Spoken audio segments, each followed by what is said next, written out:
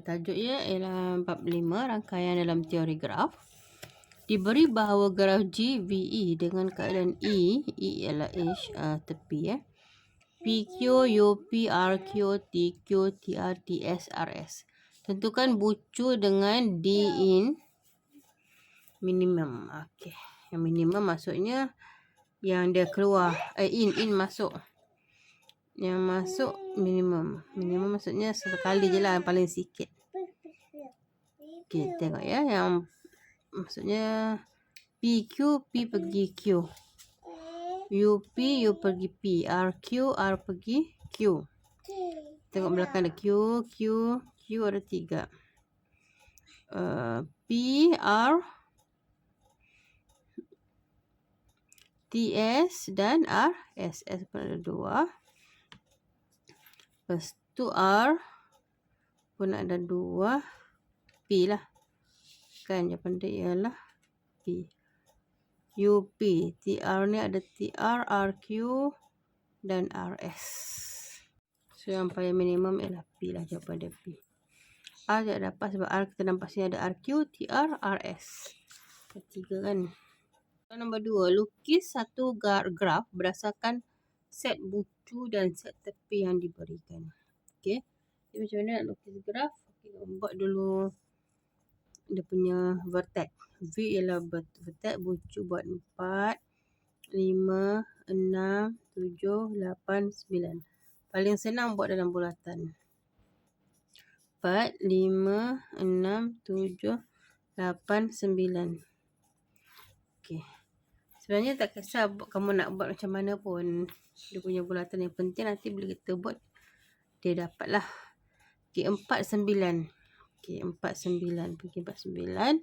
5, 9. Garis. 6, 9. Garis. 6, 7. 6, 8. 7, 8. Dan 8, 9. So, dapatlah macam tu. Kedudukan dia tak kisahlah mana-mana. Yang penting kamu bersambung nanti jadi dia. B pula. B pun sama. Ada bucu tu. Buat dulu bucu dia. M, N, O, P, Q, R. Okay, dapat macam tu. Lalu sambung MR, MQ, NR. Lepas tu NQ. Lepas tu NO. OP, OQ dan PQ. Okey, dapat. Itu saja. Okey. Okey, soalan seterusnya. Lukis satu graf berbilang tepi dan mempunyai gelong mengikut maklumat yang diberikan. Okey, jadi kita dia ada bucu. Yang penting lukis dulu bucu dia. Salah mana-mana kan, dia selalu betul. L, O, V, E. Nak buat petak pun boleh. L, O, V, E. Okay, lukis bucu. Baru kita tengok. L, E, L, E. L, E ada 2 kali. Maksudnya L, E, L, E. Namanya berbilang tepi. Lepas tu O, V, O, V. O, V pun ada 2 kali. Berbilang tepi. O, V, O, V ada 2 kali. L, L. L, L maksudnya dekat L tu. Dia bulat macam tu saja. E, E dekat E pun dia bulat macam tu. O, O, O, O bulat. V, V, V, V bulat. So ada L, O, L, O dan V, E. Okey, jadi sudah kita punya graf. Okey, ni lagi. 5, 6, 7, 8, 9. 5, 6, 7, 8, 9. Okay, gitu pun boleh lah. Jadi 5, 6, 7, 8, 9. Okay, kita try buat 5, 6, 7, 8, 9. 5, 9. 5, 9, 5, 9 ada 2. 5, 9, 5, 9 berbilang tepi. 7, 9, 7, 9 pun ada 2. 7, 9, 7, 9 berbilang tepi. 5, 5, 5, 5. 7, 7, 7, 7. 6, 5. 6, 5 ada 1 kali. 6, 7 1 kali. 6, 9 1 kali. 8, 5. Okey, 85. So, ada 87 dan tak ada 89. Okey. Tapi kamu punya bentuk ni macam-macam mana pun sebenarnya boleh. Kalau kamu nak letak 5 tu di sini atau 8 di sini, tak ada masalah. Yang penting bersambung dia punya tepi. Okey, soalan seterusnya.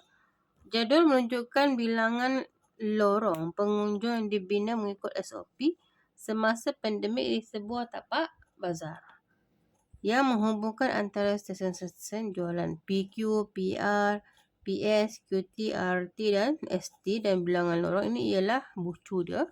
Jadi kita buat dulu bucu dia. PQ. Tak ada PQ. PQ. R. S. T. T tu tak sini pun boleh. Tak ada masalah. T ya. Jadi PQ. PQ 2. PR. PR 3. QS. QS 2. QT. QT 1. RT. RT berapa? RT 4. Dan ST. ST 5. Okey. Ataupun kalau kamu dapat lagi cantik supaya dia tiada ini pun boleh. PQ. Kita tengok supaya senang. PQ ST R. Okey. Jika nak bezakan antara dua ini. PQ. PQ ialah 2. PR ialah 3. QS ialah 2. QT ialah 1. RT 4. Dan ST 5. Okay, bila tengok antara dua ni, yang ini lebih kemas. Kan? Jadi bila buat pun kamu kena fikir di mana kamu nak letak bucu supaya keadaan graf kamu lebih kemas. Jadi soalan dia beri, apakah jenis graf yang kamu lukis ini? Ini kita panggil dia graf tidak terarah kerana tidak ada panah. So dia ialah graf tak terarah dan berpemberat. Berpemberat maksudnya dia ada bilangan ni 2, 1, 2, 4, 5, 3 tu itu namanya pemberat. Yang tak berarah maksudnya dia tak ada anak panah. Kalau ada anak panah, dia namanya graf terarah. Okey. Okey, soalan seterusnya. Okey, dia dah bagi peta tu. Jadual 1 dan jadual 2 di atas menunjukkan nama dan jarak 6 tempat di negeri Sabah. Rajah 1 menunjukkan graf tak terarah yang tidak lengkap mengaitkan 6 tempat tersebut. Okay, dia bagi ni graf tak terarah yang belum lengkap. So disuruh lengkapkan rajah di bawah dengan melukis satu graf tak terarah dan berpemberat. Okey, jadi kita buatlah. Okey, sekarang kita tengok di sini. KB pergi KM. Sudah ada ke? Ada sudah. Jadi 56. Tulis sebab dia nak berpemberat. Berpemberat maksudnya kamu kena tulislah kilometer dia di sini. Lepas tu KB kudat. Mana? KB kudat. 117 belum ada. Sini. 117. Lepas tu KM kudat. Mana KM kudat? Sudah ada ni kan? KM kudat 78. Tinggal isi pemberat dia saja kilometer. KBRR ialah Ranau. KB Ranau 80. KB Ranau belum ada jadi garis 80 tulis. Lepas tu Ranau Telupit 97. Ranau pergi ke Telupit 97 dah ada. Telupit pergi Kota Marudu belum, tulis 100. Dan Telupit pergi B Beluran 90. Okey. Itu sahaja. Itu namanya graf tak terarah dan berberat. Okey, soalan B, lukis satu pokok berpemberat minimum dengan keadaan setiap tempat hanya dilalui sekali sahaja. Syarat dia kalau nak lukis pokok ni, bucu kita kira bucu ya. 1, 2, 3, 4, 5, 6. Bucu ada 6. So tepi dia masih ada kurang 1 daripada bucu. 5 lah. So nak buang yang mana? supaya dia jadi berpemberat minimum. Okey, nak lukis pokok. Okey. Bucu ada 6, tepi dia masih ada 5. Kurang 1 daripada bucu. Jadi cari yang maksimum, maksudnya kalau minimum, maksudnya cari yang paling sikit lah. Cari yang sikit dulu. 1, 2, 3, 4, 5. Cari laluan yang sikit, jangan ambil yang banyak ni. Sebab dia mau yang minimum kan. Kita dapatlah tu. Kudat, KM, KB, Ranau, Kelupit, Beluran. Kudat, Kota Marudu, Kota Belud, Ranau, Telupit, Beluran. Okey, dapat macam tu. Lepas tu C kira, tambahlah semua. 78 tambah 56 tambah 80 tambah 97 tambah 90. So kita akan dapat, kita tambah tu kita akan dapat 401 kilometer. Okey, dah siap. Okey, Encik Zul yang tinggal di Kota Belud, Sabah akan menghadiri satu majlis khas yang akan diadakan di PWTC Kuala Lumpur pada 17 April 2021 jam 8.15 malam. Beliau bekerja pada 16 April 2021 hingga jam 12 tengah hari. Beliau perlu balik ke Kota Belud yang jaraknya sejauh 78 km dari Kota Kinabalu untuk bekerja pada 19 April 2021 sebelum jam 8 pagi. Beliau memandu sendiri ke lapangan terbang Kota Kinabalu KKIA dan akan menaiki kenderaan awam bagi perjalanan di Kuala Lumpur. Jadual di bawah menunjukkan masa, kadar tambang dan jenis pengangkutan yang boleh dipilih oleh Encik Zul. Okey, dari sini. Jadual penerbangan Air Asia dari Kota Kinabalu KKIA ke KLIA pada 17 April 2021. Okey, ini dia punya jadual. Masa bertolak. Okey, jadual penerbangan Air Asia dari KLIA ke Kota Kinabalu pada 18 April 2021. Kita tengok ya. Okey, soalan tanya. Pilihan penerbangan, tentukan pilihan penerbangan ke dan dari KLIA.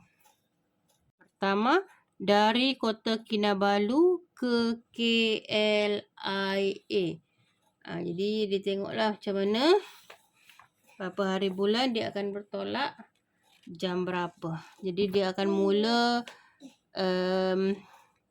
majlis ialah pada 8.15 malam. Jadi dia pilih yang mana? Mestilah dia pilih yang paling murah lah, RM244.30 ni kan. Kalau dia pilih yang RM284 ini, mahal. Lepas tu kalau dia pilih lagi yang murah juga, yang sama tambang dia, cuma tapi masa dia nanti dia tidak sempat pergi majlis. So dia pilih yang pertama ialah 10.20 hingga 12.50 petang. Yang harganya RM 244.30 sen. Itu yang pertama. Okey, yang kedua, Roman dari KLIA ke Kota Kinabalu. Okey, jadi dia akan kerja pada 19 April. Bila tengok yang murah ialah sama juga RM244.30. Jadi pilih yang mana? Ini pada 18 April. Dia kena kerja 19 April sebelum 8 pagi. So dia perlu pilihlah yang kedua ni. Akan 14.40 2.40 hingga 7.20 petang. Okey, jadi maksudnya RM dia kena bayar RM RM244.30. Okey, itu. Lepas tu kaedah terbaik untuk perjalanan pergi dan balik dari KLIA ke PWTC. Dari KLIA ke PWTC yang sejauh 60 km. Apakah kaedah yang terbaik? Kita tengok. Kita cari yang murah dan yang cepat sampai, kan?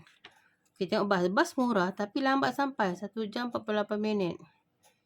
Teksi mahal walaupun dia cepat. Shuttle pun mahal walaupun dia cepat. Kita ambil yang murah sikit. Mungkin kita boleh naik train lah. RM62 dan dia punya tempoh perjalanan cuma 53 minit. So dia naiklah LRT. So B naik LRT. Sebab dia cuma mengambil masa berapa minit? 53 minit dengan bayaran RM RM62. Okey. Kamu kena pandai pilih lah yang mana berbaloi. Soalan yang seterusnya C. Tentukan kos keseluruhan perjalanan Encik Zul. Jadi kita tahulah kos dia. Kita tahu dia pergi tadi RM244.30 Okey. Dia pulang semula RM244.30. Tambah ya. Tambah lagi dengan LRT RM62. LRT RM62 pergi dan balik. Okey. So bila tambah semua ni kita akan dapat jumlah kos dia ialah RM612.60. Jadi bagi kedua-dua situasi sila ambil kira kos terjimat dan masa yang paling sesuai untuk keselesaan Encik Zul. Jadi dah justifikasikan pilihan anda. Okay, jadi perjalanan dia yang paling penting nak justifikasi pilihan yang Cik Zul buat ni. Yang penting masa dia cepat dan jimat lah. Kan. Jangan kita pilih yang masa lama. Walaupun bayar ni murah tapi masa lama tidak berbaloi. Jadi kita pilihlah yang sesuai dengan Encik Zul demi keselesaan dia. Macam naik LRT selesa sikit kan. Dan boleh bayar cuma sampai 53 minit dan bayarannya pun tidaklah terlampau mahal. Okay. Jadi justifikasi tu kamu boleh buat sendirilah.